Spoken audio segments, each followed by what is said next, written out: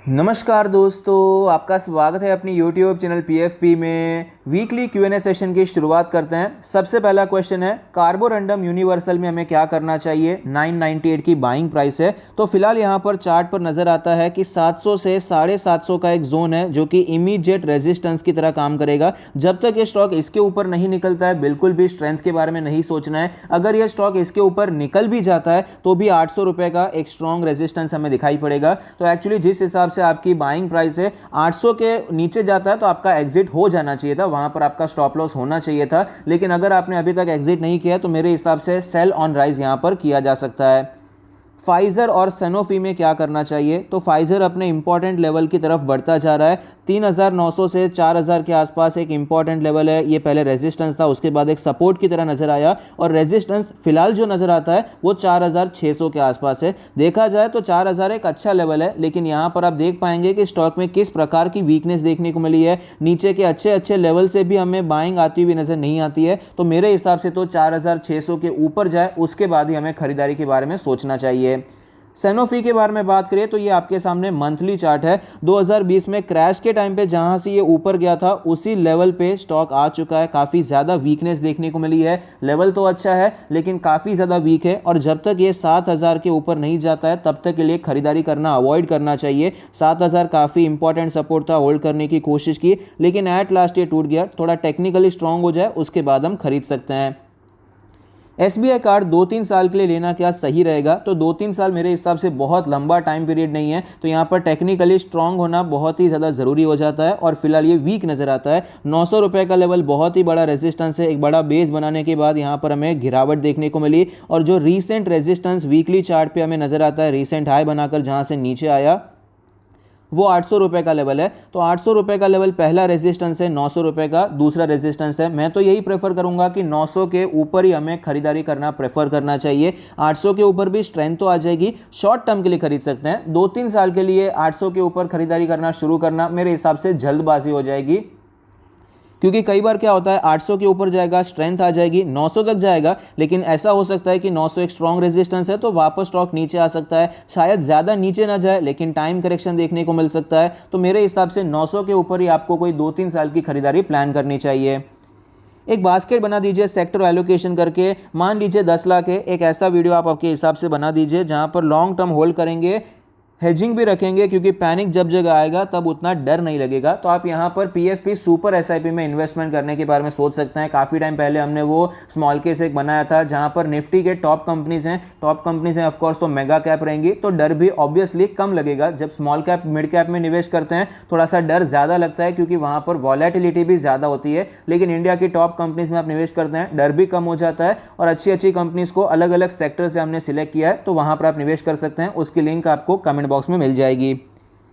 Sir आपको क्या लगता है मार्केट यहाँ से अप जाएगा या और करेक्शन बाकी है, मैंने कैश रखा है, इन्वेस्ट कर दूँ या फिर वेट करूँ। तो यहाँ पर निफ्टी के चार्ट पर आते हैं और चर्चा करते हैं कि फिलहाल आगे आने वाला समय कैसा हो सकता है और यहाँ पर साइकोलॉजी कैसे काम करती है। क्योंकि कई बार क्या होता है, सपोज हमें लगता है कि मार्केट नीचे जाएगा, हम यहाँ पर अपना होल्डिंग्स बेच देते हैं या फिर हमारे पास कैश है फिर भी हम खरीदारी नहीं करते हैं कि हमें लग रहा है कि और नीचे के लेवल्स देखने को मिलेंगे। ऐसी सिचुएशन में अगर एक दिन भी तेजी आ जाती है तो हमें लगता है कि भाई मार्केट का बॉटम बन गया, यहाँ से तेजी देखने को मिलेगी।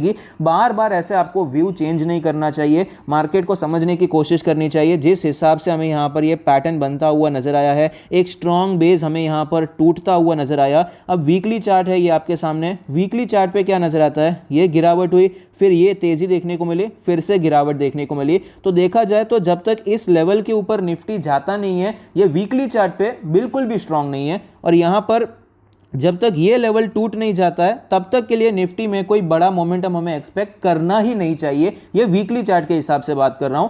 यहाँ पर डेली चार्ट पे ऑफ कोर्स सिचुएशन अलग हो जाती है, जब हम ट्रेडिंग करते हैं तो डेली चार्ट, इंट्राडे चार्ट भी देखना पड़ता है, लेकिन पोजिशनल बेसिस पे अगर बात करें तो सबसे पहले तो जहाँ से ये ब्रेकडाउन हुआ है उसके ऊपर जब तक नहीं गया तब तक तो हम ये मान ही नहीं सकते कि निफ्टी का बॉटम बन गया है। अगर आप रोज कहेंगे कि आज बन गया, कभी ना कभी वो सही हो जाएगा, लेकिन उसके बेसिस पे हम इन्वेस्टमेंट नहीं कर सकते, खरीदारी नहीं कर सकते। हम अग्रेसिवली मार्केट में कब जा पाएंगे, जब हमें यहां पर चार्ट पर दिखेगा कि ओके अभी लग रहा है कि अभी शायद बॉटम बन चुका है, अभी स्टॉप लॉस के साथ हम अग्रेसिवली काम करने के बारे में सोच सकते हैं। फिलहाल तो ये कंडीशन बिल्कुल नजर नहीं आती है। यहां पर ये गैप बाकी है, इतना बड़ा गैप है वीकली चार्ट पे, तो ये फेल होके भी वापस नीचे आ सकता है। तो मेरे हिसाब से बहुत ज़्यादा आगे का नहीं सोचना है कि डायरेक्ट 20,000 जाएगा या फिर डायरेक्टली 12,000 आ जाएगा। फिलहाल हमें अभी सिचुएशन चार्ट का स्ट्रक्चर देके मुझे ये लगता है कि वीक है। जब तक ये 17,000 के ऊपर नहीं जाएगा तब तक हम ओवरऑल बहुत ज़्यादा बुलिश सिचुएशन पे नहीं जा सकते हैं। तब तक के लिए बायसनेस हमें नीचे के साइड पर ही रखना चाहिए।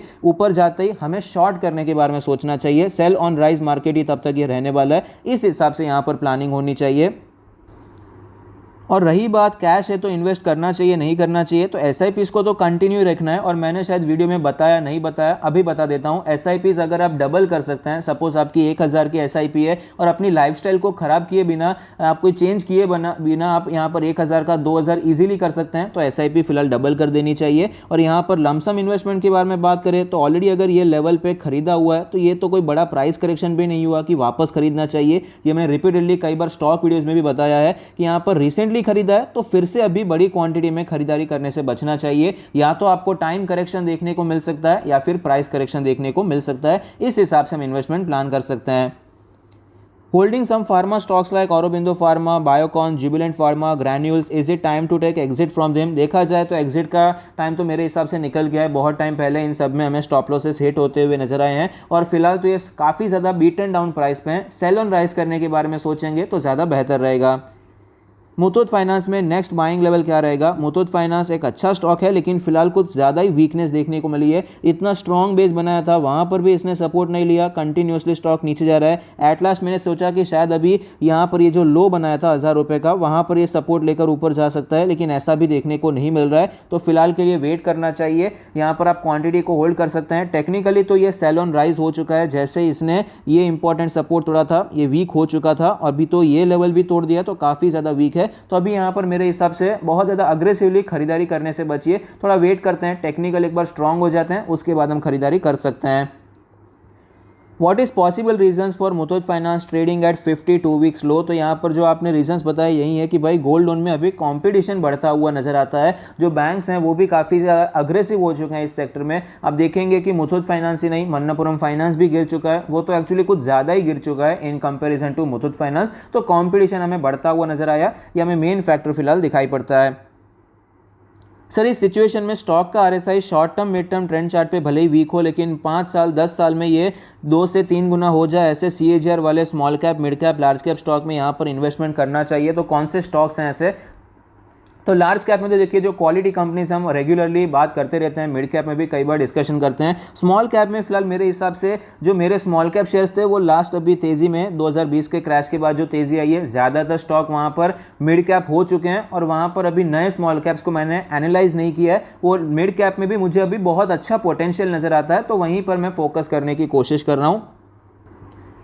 मिड कैप में मेरे हिसाब से एस्ट्रल अच्छी कंपनी है, दीपक नाइट्राइट काफ़ी अच्छी कंपनी है। ये कंपनीज की बात कर रहा हूँ। प्राइसेस थोड़े बहुत गिर भी सकते हैं, इसमें कोई नई बात नहीं है, मार्केट वीक है तो प्राइसेस तो नीचे जा सकते हैं, लेकिन इन कंपनीज को आप स्टडी कर सकते हैं। प्रिंस पाइप भी स्मॉल कैप में मेरे हिसाब से अच्छा है। मुझे पहले इतना अच्छा नहीं लगता था, लेकिन कंपनी ने एक्चुअली फाइनेंशियल से भी ये दिखा दिए हैं कि कंपनी में काफ़ी ज़्यादा स्ट्रेंथ है, तो इसे भी आप स्टडी करने के बारे में सोच सकते हैं। इसके अलावा कुछ और स्टॉक्स के बारे में बात करें तो यहाँ पर मिड साइज कंपनी में जुबिलेंट फूडवर्क्स भी अच्छी है और स्मॉल कैप में इंडिया मार्ट भी एक अच्छा शेयर है, एफले अच्छा शेयर है, स्टडी कर सकते हैं। भले ही ये शेयर्स अभी गिर रहे हैं, अभी कि अभी खरीदना जरूरी नहीं है, वेट कीजिए, टेक्निकली एक बार स्ट्रांग हो जाए उसके बाद खरीद सकते हैं।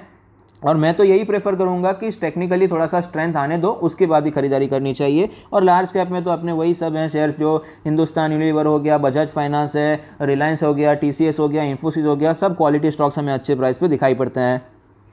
Fresh entry levels for Dixon and Affle. तो डिक्सॉन के बारे में बात करें तो यहाँ पर एक बड़ा पैटर्न बनाने के बाद स्टॉक में हमें वीकनेस देखने को मिली है, तो जब तक ये 4,000 के ऊपर नहीं निकल जाता है तब तक के लिए यहाँ पर अवॉइड करना चाहिए। एक बार टेक्निकली स्ट्रांग हो जाए उसके बाद ही हमें खरीदारी करनी चाहिए। एफले के बारे में बात करें तो एफले में मेरे हिसाब से तो 800 का लेवल आना चाहिए, लेकिन जिस हिसाब से ये ऊपर के लेवल पे होल्ड करने की कोशिश कर रहा है, अगर ये 1100 के ऊपर सस्टेन हो जाएगा तो मैं फिर बाद में 800 का वेट नहीं करूँगा, टेक्निकल बेसिस पे यहाँ पर खरीदारी के बारे में सोच सकता हूं। AWL और अडानी ग्रीन पर मेरा क्या व्यू है। AWL आप देख सकते हैं फिलहाल ये अपने सपोर्ट के आसपास है, 540 के आसपास एक इसका इंपॉर्टेंट सपोर्ट है। एक बार बाउंस लिया, दूसरी बार आ चुका है। देखा जाए तो यहाँ पर भी एक छोटा सा जंप देखने को मिला, लेकिन ये इतना इंपॉर्टेंट नहीं है, ये मेरे हिसाब से ज़्यादा इंपॉर्टेंट सपोर्ट है। फिर यहाँ से ये ऊपर जाने की कोशिश कर रहा है, अब यहाँ पर मेरे हिसाब से निकल जाना चाहिए। अगर फिर से ये थोड़ा सा ऊपर जाएगा, 700 से नीचे आ जाएगा, तो ये 540 का सपोर्ट वीक हो जाएगा, उसके बाद ये नीचे गिर सकता है। अभी के लिए अगर आप खरीदारी करना चाहते हैं, मैं तो अवॉइड करूंगा बीई सेगमेंट में काम करने से। अगर आप करना चाहते हैं तो करंट मार्केट प्राइस पे खरीद सकते हैं और यहां पर स्टॉप लॉस लगा सकते हैं। अडानी ग्रीन में क्या करना चाहिए, अडानी ग्रीन में आप देख सकते हैं एक अच्छा कंसोलिडेशन हुआ, ब्रेकआउट हुआ, यहाँ पर बड़ी रैली 50% की रैली एक लार्ज कैप दिग्गज शेयर में देखने को मिली, फिर गिरावट देखने को मिली। जहाँ से ब्रेकआउट हुआ वहाँ से सपोर्ट लेके ऊपर जाना चाहिए अगर ये टेक्निकली स्ट्रांग होता है, लेकिन ऐसा नहीं हुआ, गिरावट हुई। नीचे का बेस भी हमें रिसेंटली टूटता हुआ नजर आया, तो अभी के लिए तो यहाँ पर अवॉइड करना है जब तक ये 2100 के ऊपर नहीं निकल जाता है। 5% price band revision, 10% price band revision, इसका मीनिंग क्या है, स्टॉक के प्राइस के साथ क्या रिलेशन है, इसके ऊपर बताएं। तो देखिए यहाँ पर ये जो रिवीजन्स होते हैं ये सर्किट फिल्टर्स हैं। सर्किट देखिए अभी 5% की होती है, कहीं 10% की होती है, कहीं 20% की होती है। और जो डेरिवेटिव वाले स्टॉक्स होते हैं वहाँ पर एक बार तो सर्किट लगती है, लेकिन वापस ओपन भी हो जाती है। उसके बाद जितना भी गिरना है, जितना भी बढ़ना है वो बढ़ सकता है। अगर हम बात करें डेरिवेटिव स्टॉक्स के बारे में, तो ये एक रिवीजन रहता है कि भाई ये स्टॉक को अभी कितने सर्किट में डालना है। तो इससे स्टॉक के प्राइस पे कोई बहुत बड़ा इंपैक्ट नहीं पड़ता है, और जहां पर इससे इंपैक्ट पड़ जाता है, मतलब कि चढ़ना बंद हो गया या गिरना चालू हो गया, तो ऐसे स्टॉक में तो काम ही नहीं करना चाहिए। जो सर्किट वाले स्टॉक्स होते हैं वहां पर ये प्रॉब्लम्स आपको ज्यादा नजर आती है, और वैसे भी एज ए रिटेल इन्वेस्टर यहां पर अवॉइड करना चाहिए। Suggest a good small and mid cap mutual fund. तो म्यूचुअल फंड्स की अगर बात करें तो SBI magnum mid cap fund ये है, उस पर आप नज़र बनाकर रख सकते हैं। कोटक का एमर्जिंग इक्विटी फंड भी काफ़ी अच्छा है, इन दोनों को आप स्टडी करने के बारे में सोच सकते हैं। Sir your views on LTTS पे हमने रिसेंटली एक वीडियो बनाया था, वो आप रेफर कर सकते हैं। इन्फोसिस यहाँ पर मेरे हिसाब से अभी खरीदारी का प्राइस है, थोड़ा बहुत एक्यूमुलेट करना चाहें तो ये जोन एक अच्छा जोन है। थोड़ा बहुत गिर सकता है, 5-7% गिरावट हो जाती है तो कोई बड़ी बात नहीं है, मैं सरप्राइज नहीं होऊंगा। लेकिन कैसा है ना, शेयर मार्केट में जब तेज़ी होती है तभी लेवल्स का ध्यान रखना ज़रूरी होता है। यहाँ पर खरीदेंगे उससे अच्छा है यहाँ पर खरीद के तेज़ी मिलने। फिर ये इतना ज़्यादा ऑलरेडी गिर गया है, अब यहाँ पर खरीदो, उससे लॉन्ग टर्म में ज़्यादा डिफरेंस क्रिएट नहीं होता है। आरती इंडस्ट्री और दीपक नाइट्राइट के बारे में बात करें तो आरती भी काफ़ी अच्छे लेवल पे आ चुका है, जहां पर खरीदारी के बारे में सोच सकते हैं। ये एक अच्छा सपोर्ट जोन है जहां पर एक्यूमुलेशन किया जा सकता है। दीपक नाइट्राइट के बारे में बात करें तो यहां पर एक्चुअली बेस थोड़ा सा वीक नजर आता है, जिस हिसाब से ये ट्रेड कर रहा है। ट्रेंड लाइन नीचे आ रहे हैं, सपोर्ट नीचे आ रहे हैं, और ये नीचे के जोन पे काफ़ी टाइम से ट्रेड करने की कोशिश कर रहा है। ब्रेकआउट हो जाता है, अच्छी बात है, थोड़ी बहुत तेज़ी आ सकती है, लेकिन उसके बाद भी ये लेवल तो है। यहाँ पर कैसा बिहेव करता है ये इंपॉर्टेंट है, लेकिन जिस हिसाब से ट्रेड कर रहा है दो ही प्रोबेबिलिटी है यहाँ पर कि या तो ये नीचे जा सकता है या फिर यहाँ से ब्रेकआउट देखने को मिलेगा। ब्रेकआउट मिलता है तो ये फिर से 2100 का रेजिस्टेंस लेना पड़ेगा, और गिरावट होती है तो 1500 के लेवल तक जा सकता है। लेकिन अगर आपने यहाँ पर बिल्कुल भी नहीं खरीदा है, फ्रेश बाइंग आप दीपक नाइट्राइट में पहली बार कर रहे हैं, तो मेरे हिसाब से करंट मार्केट प्राइस पे कर सकते हैं। सुमितोमो का बाइंग लेवल क्या होना चाहिए, तो सुमितोमो भी काफ़ी अच्छा शेयर है और यहाँ पर स्ट्रेंथ भी दिखा रहा है। अभी मुश्किल से ये आपको थोड़ा बहुत ही गिरता हुआ नजर आता है। एक तो 400 का लेवल इसके लिए एक इंपॉर्टेंट सपोर्ट है, लेकिन स्ट्रॉन्ग सपोर्ट के बारे में बात करें वो 350 के आसपास है। यहाँ पर आप देख पाएंगे तो ये 350 का लेवल एक स्ट्रॉन्ग सपोर्ट की तरह दिखाई पड़ता है, और 400 का लेवल भी एक अच्छा लेवल है। ये दो लेवल्स हैं जिस पर आप फोकस करने के बारे में सोच सकते हैं। आई होप आपको ये Q&A सेशन अच्छा लगता है। Thank you, stay happy investing.